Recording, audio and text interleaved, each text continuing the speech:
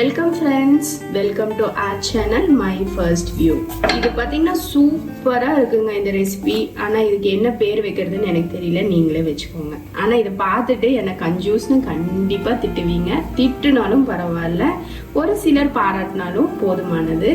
இந்த ஃபுல் வீடியோவை பார்த்துட்டு இது வீட்டில் செஞ்சு பார்த்துட்டு எப்படி இருக்குன்னு சொல்லுங்கள் friends. Welcome to R channel my first view.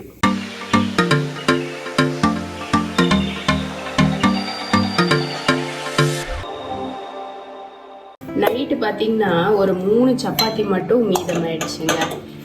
இதை காலையில் திருப்பி சூடு பண்ணி கொடுத்தா ஒத்துக்க மாட்டாங்க. அதுக்காக நம்ம இன்னைக்கு என்ன பண்ண போகிறோம்னா, இந்த சப்பாத்தியில் ஒரு சூப்பரான ரெசிபி தான் பார்க்க போகிறோம். இதில் லெஃப்ட் ஓவர் சப்பாத்தியை நம்ம மிக்சர் ஜாரில் இது போல் 1-2 பிச்சு போட்டுக்கலாம். ஃபஸ்ட்டு இதை ஒரு பல்ஸ் மோடில் நம்ம ஒரு குருணையாக பவுடராக்கி எடுத்துக்கலாம். இப்போ நம்ம பல்ஸ் மோட்ல போட்டு பாருங்க, இந்த மாதிரி அடிச்சு எடுத்து வந்திருக்கோம். இந்த ஃபிளேக்ஸ் மாதிரி இருக்கு. இப்போ நம்ம ஒரு பேன் வச்சிருக்கோம். பேன் நல்லா சூடானதும் 1 டேபிள் ஸ்பூன் அளவுக்கு நான் இன்னைக்கு எண்ணெய் சேர்த்திக்கிறேங்க. இப்போ எண்ணெய் நல்லா சூடானதும் ஒரு 1/4 டீஸ்பூன் அளவுக்கு கடுகு சேர்த்திடலாங்க. நம்ம 3 சப்பாத்திங்கிறதுனால ஒரு 1/4 டீஸ்பூன் அளவுக்கு போதுமானது. கூடவே உளுத்தம் பருப்பும் நம்ம சேர்த்திடலாம்.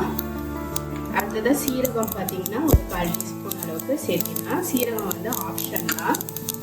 கடுகு நல்லா பொரிஞ்சதும் இஞ்சி பார்த்தீங்கன்னா ஒரு 4 இன்ச் அளவுக்கு பொடிசாக கட் பண்ணதை சேர்த்திடலாங்க. இப்போ இந்த இஞ்சி பார்த்தீங்கன்னா நல்லா வறுபட்டுருச்சு. இப்போ இதில் கருவேப்பிலையும் ஒரே ஒரு பச்சை மிளகாய் மட்டும் சேர்த்துக்கிறேன். ரொம்ப காரமாக இருந்துச்சுன்னா சாப்பிட முடியாது, அதனால ஒரே ஒரு பச்சை மிளகாய் மட்டும் தான் சேர்த்துக்கிறேன்.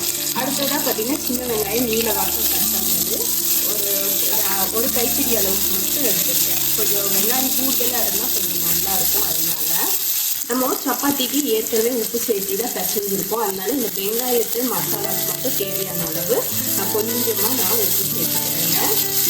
இப்போ வெங்காயம் பார்த்தீங்கன்னா வதங்கிடுச்சு. நமக்கு இது போல் சாஃப்டாக வதங்கினா போதும், ரொம்ப வதங்க வச்சாதீங்க.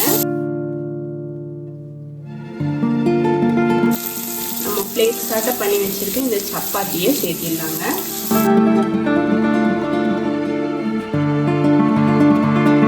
என்னடா இது, இதுல என்ன இப்படி பண்றாங்க, இவங்க என்ன கன்ஜூஸா அப்படின்னு எல்லாம் நினைக்க வேணாங்க. விற்கிற விலைவாசிக்கு நம்ம எதுவுமே வேஸ்ட் பண்ணக்கூடாது.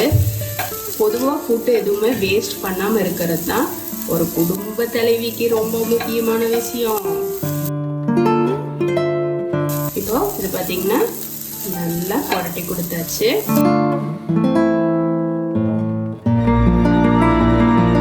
இப்போ ஏன் வெங்காயம் ஓவரா நான் வதக்க விடலன்னு பார்த்தீங்கன்னா, அதுல இருக்க ஈரத்தன்மை இந்த சப்பாத்தி ஃபிளேக்ஸ் கூட கலந்து நமக்கு நல்ல ஒரு சாஃப்டான ஸ்ட்ரக்சராக கொடுக்கும். அதுக்காக தான்.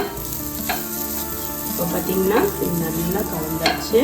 கடைசியா தேங்காய் துருவல் ஆப்ஷன் தான். இது தேங்காய் துருவல் சேர்க்கும்போது கொஞ்சம் நல்லா இருக்கும், ஃப்ளேவர்ஃபுல்லாக இருக்கும்.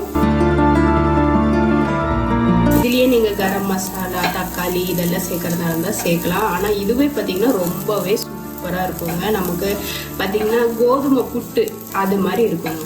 சொல்லப்போனால் அது போல தான் இருக்கும், கோதுமை புட்டு போல இருக்கும்.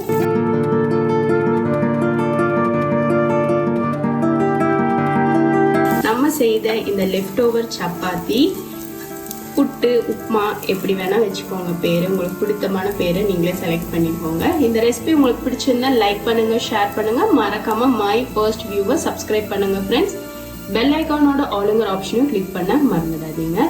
இது இன்ஸ்டன்டான இந்த ரெசிபி உங்களுக்கு பிடிச்சிருந்தா ஃப்ரெண்ட்ஸோட ஃபேமிலியோட செய்து சாப்பிட்டு பார்த்துட்டு ரெசிபியும் ஷேர் பண்ணவும் மறந்துடாதீங்க. தேங்க்யூ.